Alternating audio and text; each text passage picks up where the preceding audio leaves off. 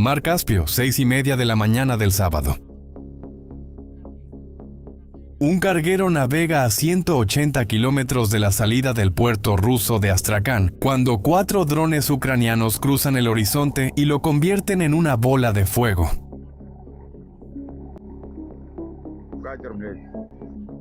Marineros rusos que se acercaron al casco en llamas no encontraron a nadie para rescatar. Uno de ellos grabó todo. Él cuenta que pensó que era un barco militar. Se acercó y quedó impactado. Un tripulante perdió la vida. Varios resultaron heridos. Pero hay un detalle en esta historia que lo cambia todo. El barco era iraní. Por primera vez en toda esta guerra, Ucrania atacó a Irán. En menos de 24 horas, el gobierno iraní reaccionó. El canciller declaró que esto no puede quedar sin respuesta. Y un exparlamentario iraní tradujo el mensaje en términos geográficos. La respuesta, dijo él, debería darse en el Mar Negro. El Mar Negro es el patio trasero de Ucrania. Es donde están los puertos ucranianos, los barcos ucranianos, la ruta de granos que mantiene a la economía del país respirando. El mensaje era claro.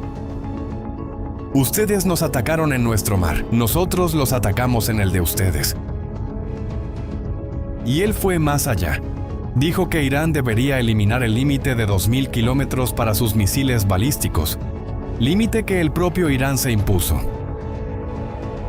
Y abandonar ese límite significa una sola cosa: poner a Ucrania dentro de su alcance. Pero aquí está lo que no cuadra en esta historia. Ucrania sabía que esto iba a pasar. Sabía que estaba provocando al país con el mayor arsenal de misiles de Medio Oriente. Un país que ya se enfrenta a Estados Unidos e Israel al mismo tiempo. Y aún así atacó de todos modos. No fue desesperación, fue cálculo. Y cuando entiendas lo que Ucrania calculó, vas a entender por qué esta puede ser una de las jugadas más frías de toda esta guerra. Para entender el cálculo, primero necesitas entender el lugar. Porque el Mar Caspio no es cualquier mar, es el mayor cuerpo de agua cerrado del mundo, rodeado solo por 5 países: Rusia, Irán, Azerbaiyán, Kazajistán y Turkmenistán.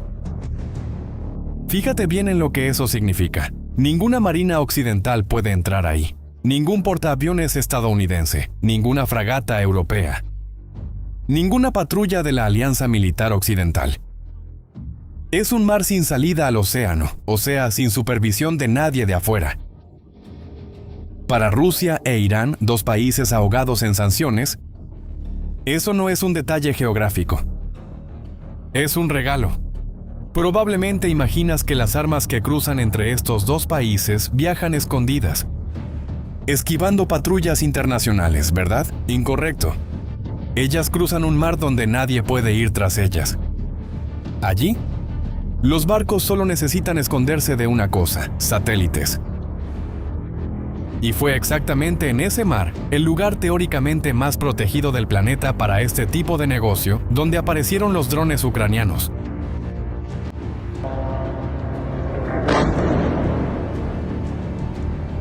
En esa madrugada de sábado, habitantes de la región grabaron desde lo alto de los edificios el resplandor anaranjado elevándose del otro lado del agua, proyectando fragmentos incandescentes en arco. Se nota la firma clásica de una detonación secundaria, cuando algo explosivo o inflamable dentro del objetivo también vuela por los aires.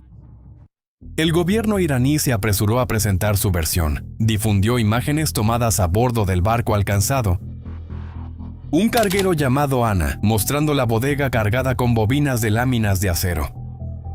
Dijeron que transportaba 2.000 toneladas de hierro, que era carga civil, no militar, y que no era peligrosa.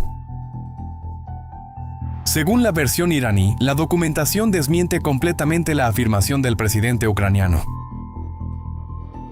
¿Y Ucrania? Bien, Ucrania dice lo contrario. Para ellos, ese barco formaba parte de una operación que debía permanecer oculta. Y es aquí donde la historia realmente comienza, porque, según el Servicio de Seguridad de Ucrania, los objetivos de esa noche no fueron elegidos al azar. 2 de los barcos alcanzados El Portolia 2 y el Begay ya estaban sancionados por Estados Unidos, el Reino Unido, Canadá y la propia Ucrania. Y su historial cuenta una historia que poca gente conoce. Estos barcos forman parte de lo que los analistas llaman la flota fantasma. Embarcaciones que apagan los transpondedores, los dispositivos que transmiten la posición de cada barco en el mundo y simplemente desaparecen del mapa. Normalmente los apagan cuando están cerca de 3 puertos: Astrakán del lado ruso y Ansali y Amirabad del lado iraní. Desaparecen cargados en un país y reaparecen vacíos en el otro. ¿Y sabes qué atraviesa ese corredor invisible? Los números recopilados por investigadores y servicios de inteligencia son para dejarte boquiabierto. Solo en el año 2023, más de 300.000 proyectiles de artillería y cerca de 1 millón de municiones cruzaron el Caspio desde Irán hacia Rusia. A partir de 2024, más de 400 drones Shahed hicieron el mismo recorrido. Begay, según la inteligencia ucraniana, llevaba munición, chalecos y cascos. Y ese corredor solo crece. Es un 40% más corto que la ruta por el Canal de Suez, hasta un 30% más barato. Y la previsión es que el volumen entre los dos países se duplique este año, llegando a 10 millones de toneladas. ¿Te das cuenta de lo que pasó? Ucrania no atacó un barco, atacó la arteria que alimenta la máquina de guerra, que lanza drones sobre sus ciudades desde hace 4 años. ¿Y si este tipo de análisis te ayuda a ver lo que hay detrás del titular? Suscríbete al canal porque esta historia apenas está comenzando.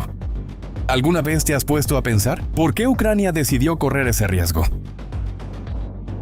¿Por qué cortar el suministro ruso es una cosa, pero la muerte de un marinero iraní y la furia de Irán son otra completamente distinta? ¿Será que eso justifica el riesgo? Para responder, tienes que ver esta guerra a través de los ojos de un ucraniano. Porque para Ucrania, Irán no es un país neutral que fue atacado de la nada. Desde 2022, el gobierno iraní le proporciona a Rusia los drones Shahed. Esos drones explosivos de alas triangulares que zumban sobre las ciudades ucranianas casi todas las noches, apuntando a edificios residenciales y centrales eléctricas. Miles de ellos ya han caído sobre el país.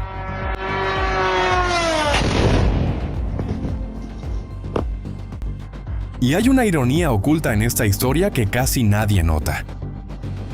En octubre de 2022, en el apogeo de los primeros ataques de Shahed, Ucrania comenzó a desarrollar su propia respuesta. Un dron de largo alcance llamado Lyuty, que en ucraniano significa feroz. Un dron de hélice guiado por satélite, con un alcance que hoy supera los 1.700 kilómetros y una ojiva de hasta 75 kilos. Cuesta cerca de $200,000 la unidad. ¿Y adivina qué arma probablemente cruzó el cielo del Caspio ese sábado? Sí, él mismo.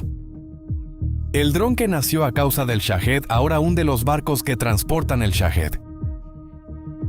Desde el punto de vista ucraniano, nadie abrió una nueva guerra. Solo devolvieron la que ya existía. Pero esa es solo la mitad del cálculo. La otra mitad es mucho más explosiva, porque la pregunta que importa no es lo que Irán hace por Rusia. Es lo que Rusia ha estado haciendo por Irán.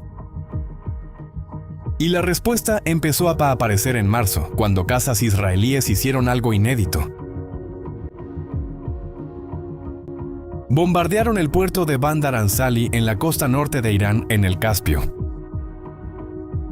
Las imágenes divulgadas por las fuerzas israelíes muestran buques misilísticos de la marina iraní desapareciendo en bolas de fuego, uno a uno, y después, los centros de comando en el muelle siendo desmantelados impacto tras impacto. Era la primera vez en la historia que la costa iraní del Caspio se convertía en objetivo.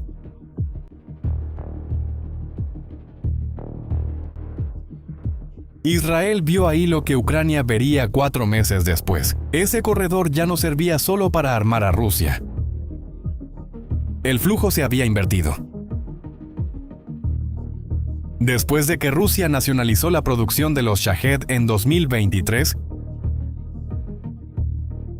fabricando los drones en casa bajo licencia iraní, dejó de ser solo cliente. Según autoridades estadounidenses, ahora es Rusia la que envía componentes de drones a Irán por el Caspio, ayudando al régimen a reponer el arsenal que ha estado perdiendo en la guerra contra los estadounidenses e israelíes. Y la prensa británica informa algo aún más grave. Rusia estaría instalando motores a reacción en los Shahed y enviando esas versiones mejoradas de regreso a Irán para ser usadas contra Estados Unidos.